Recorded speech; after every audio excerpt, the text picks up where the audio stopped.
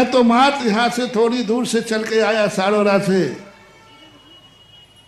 इतनी दूर चल के आया, रात में रुक भी गया था।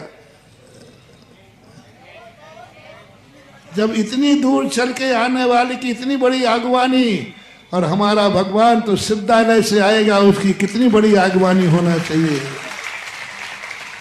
सिद्धालय से आएगा, कोई छोटा मोटा नहीं। कहां से आएगा भैया? सिद्धालय में भगवान बैठे हैं, उनको आगवानी करना है। सवाल पंचकर्ण का नहीं है।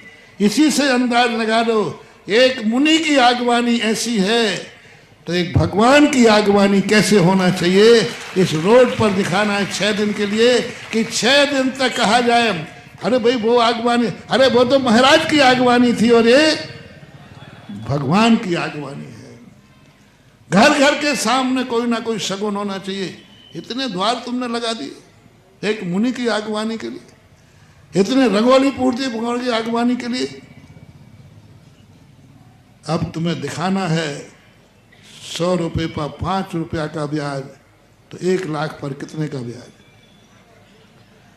एक मुनि की आगवानी के लिए इतना डेकोरेशन, तो एक।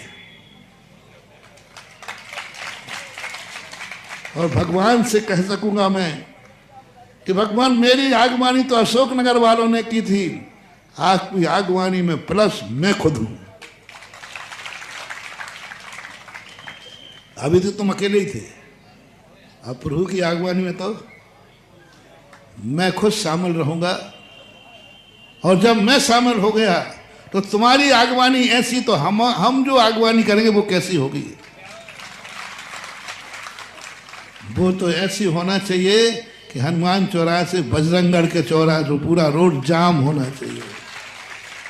एक उमंग बनाना है, सामान नहीं। त्रिलोकीनाथ की आगवानी है, सिद्धालय से आएगा और तुम्हारी उसमें कोई तैयारी नहीं है, तुम्हारे घर में कोई मीटिंग नहीं है।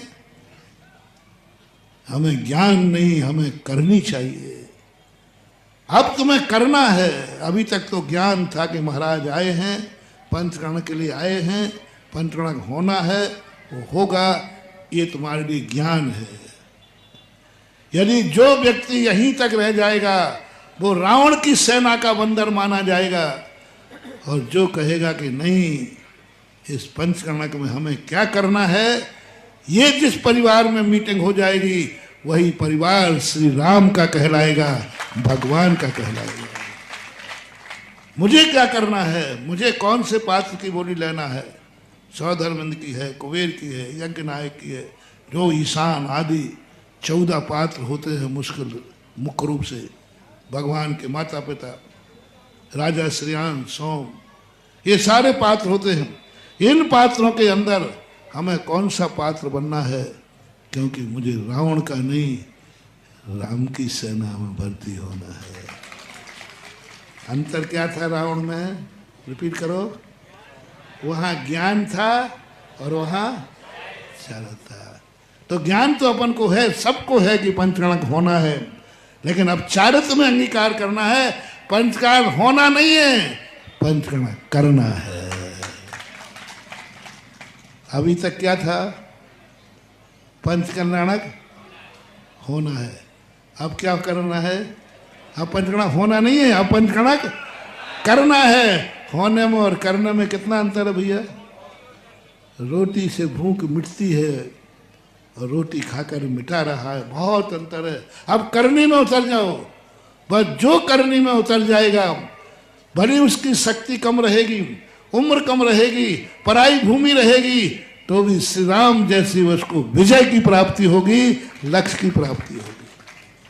और तुम अपने घर में बैठे रहे ज्ञान मात्र में, तो रावण जैसी तुम अपनी जिंदगी को बर्बाद कर लोगे।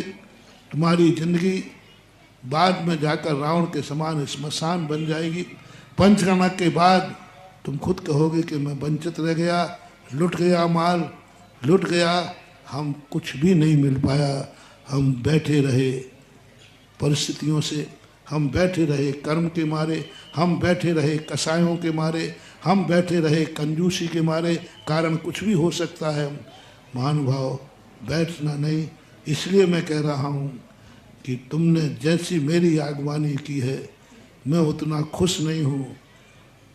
उससे ज़्यादा खुशी मुझे जब होगी जब हम और तुम मिलकर भगवान की आगवानी करेंगे और कथनी नहीं करनी करेंगे महावीर भगवान की। जय हिंद। अगर आपको मेरी वीडियो अच्छी लगती है तो प्लीज़ मेरे चैनल को लाइक करें, शेयर करें और सब्सक्राइब करें। Thank you.